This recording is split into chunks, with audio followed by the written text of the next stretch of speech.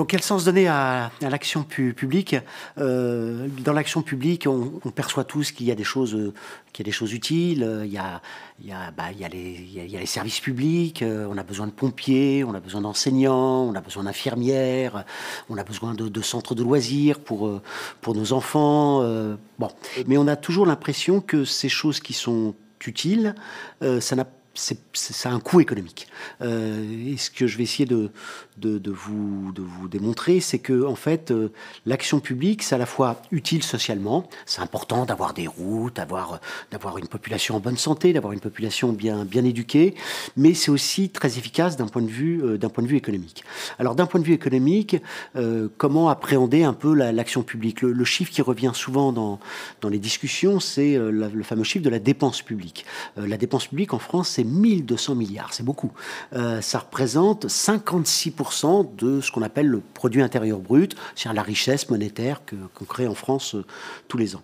Et donc, quand on entend ce chiffre de 56%, on se dit, oh là là là là, c'est énorme, c'est trop vaste, parce que ce qu'on a en tête, c'est l'idée que, en fait, il y a les travailleurs qui travaillent dans le privé, qui seraient les seuls véritablement productifs, sur lesquels on prélèverait 56% de la richesse qu'ils créent, pour payer, pour financer des travailleurs improductifs qui seraient ceux du public. En fait, c'est pas du tout comme ça que ça fonctionne.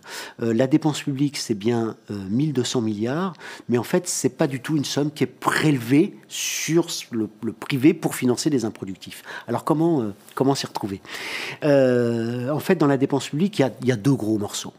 Il y a un premier volet qui correspond au travail productif des fonctionnaires. J'insiste sur ce point, il faut savoir qu'on est tous dans le même bateau. C'est valable dans tous les pays du monde. Un fonctionnaire, quel que soit son travail, policier, enseignant, infirmière, ça contribue au PIB. C'est-à-dire que ce n'est pas simplement utile, ça crée de la richesse monétaire. On considère qu'il doit en être ainsi, on considère qu'il en est ainsi dans tous les pays du monde. Il faut savoir que c'est une convention de l'ONU qui édicte ces règles de comptabilité. Et donc les fonctionnaires, un fonctionnaire, c'est productif. Ça veut dire quoi? Concrètement, ça veut dire que les fonctionnaires en France, leur contribution au PIB en 2016, ça a été 380 milliards. Voilà. Alors, sur ce premier volet de la dépense publique, qu'est-ce qu'il faut préciser? Qu'est-ce qu'il convient de préciser? Il convient de préciser la chose suivante. Quand vous allez chez votre boulanger le matin, vous ne rentrez pas dans votre boulangerie en disant « Heureusement que je suis là pour financer votre boulangerie. » Vous payez votre croissant et vous jugez que c'est tout à fait normal. Ça paye le travail du boulanger. Eh bien, ce qui caractérise le travail des fonctionnaires, c'est qu'en fait, ce travail, le produit de ce travail, il est accessible gratuitement. Vous sortez pas votre carte bleue quand vous marchez sur un trottoir pour avoir la lumière du lampadaire à l'entrée d'un commissariat, et vos enfants, ils sortent pas leur carte bleue pour pouvoir rentrer à l'école, au collège ou au lycée le matin. Tout ça, l'accès est gratuit. Mais en fait, c'est pas gratuit. Il faut le payer. Alors, c'est pas payé directement, mais il faut le payer, puisque il faut bien payer les fonctionnaires qui travaillent pour produire ces services. Et donc, c'est payé comment? C'est payé par l'impôt. Donc, c'est la première partie de la dépense publique, justement. Il y a une partie de la dépense publique, ce sont des impôts qui sont prélevés et qui servent à payer le travail productif des fonctionnaires dont je viens de parler. Mais, en fait, l'impôt, ici, ça sert en quelque sorte, ça joue le même rôle que le prix de la baguette de pain dans une boulangerie. Voilà, ça sert à payer le travail productif du fonctionnaire. C'est un prix socialisé. Ça, c'est le premier volet de la dépense publique. Le second grand volet de la dépense publique, ce sont des prestations sociales. C'est le plus important. C'est plus de la moitié de la dépense publique. Là, il y a des sommes qui sont prélevées sous forme de cotisations sociales, essentiellement, mais aussi la CSG. Ce sont des sommes qui sont prélevées, mais qui sont immédiatement reversées aux ménages sous forme de prestations sociales. Alors, on a quoi dans les prestations sociales? On a les dépenses de médicaments qui sont remboursées, de consultations de médecine libérale, et puis l'autre gros morceau, ce sont ce qu'on appelle des prestations sociales en espèces, principalement les retraites. Les retraites, il faut savoir que ça représente 300 milliards en France. Il y a le RSA, 10 milliards. Donc ces sommes, ce sont des sommes qui sont prélevées, mais qui sont immédiatement reversées aux ménages. Et les ménages, ils en font quoi avec ça? Ils dépensent auprès du privé. Et c'est en partant de là qu'on peut comprendre pourquoi la dépense publique, elle est très utile d'un point de vue économique.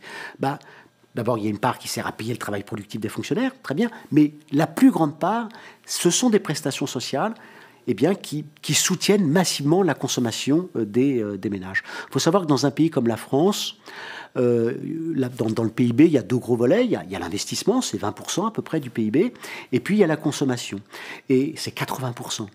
Eh bien, cette consommation globale, on peut estimer en France, mais c'est valable dans les autres pays en fait, avec des petites variantes bien entendu, mais il y a la moitié de la consommation globale en France qui est soutenue directement ou indirectement par de la dépense publique. Et donc ça permet de comprendre pourquoi quand on baisse, y compris la dépense publique, avec l'idée qu'il faut faire de l'austérité, en fait, souvent, ça a des effets négatifs sur la croissance, la croissance globale, tout simplement parce que la dépense publique a un effet d'entraînement sur l'économie globale qui est massif.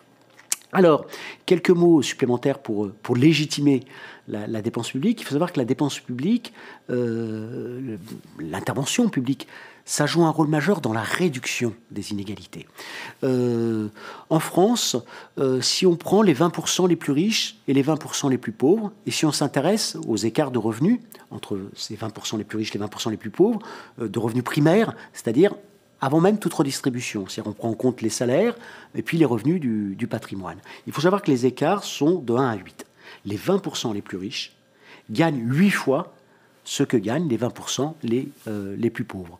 Eh bien, l'impôt, les impôts directs, c'est-à-dire l'impôt sur le revenu notamment, ça permet de réduire un tout petit peu. Cela, on passe de 1 à 8, 1 à 7. Mais ce qui permet de réduire massivement les inégalités, c'est la dépense publique. C'est quoi? C'est-à-dire la consommation de services publics. Il faut savoir que, notamment l'éducation, quand on a des enfants, généralement, on commence dans la vie. Il y a éventuellement l'un des deux conjoints qui ne travaille pas. Donc, on a un niveau de revenu qui est par unité de consommation, sur le nombre de personnes du ménage, qui est souvent relativement faible. Eh bien, grâce à la consommation de services publics, eh bien, en fait, les écarts de revenus vont se réduire de façon considérable. Et donc, on passe de 1 à 8.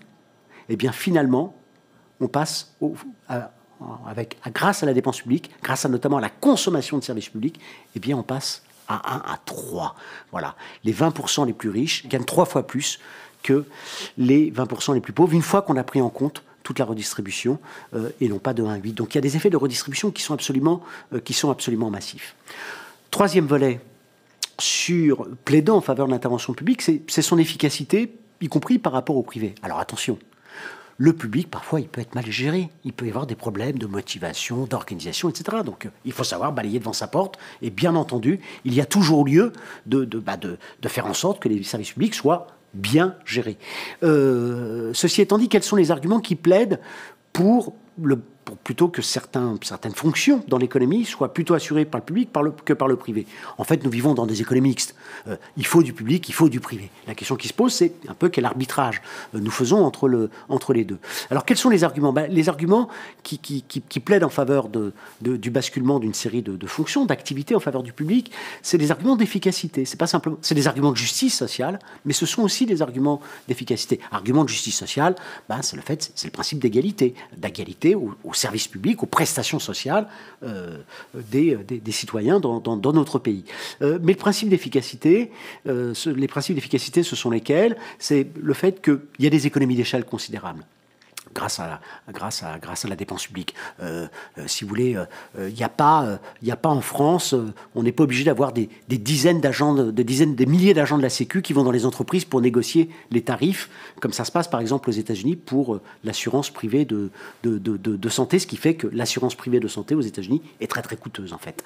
Le deuxième argument, c'est un argument, il n'y a pas d'actionnaire à rémunérer. Donc ça fait un coût en moins, ça fait un coût du capital en quelque sorte en moins. Et puis il y a un argument salarial aussi.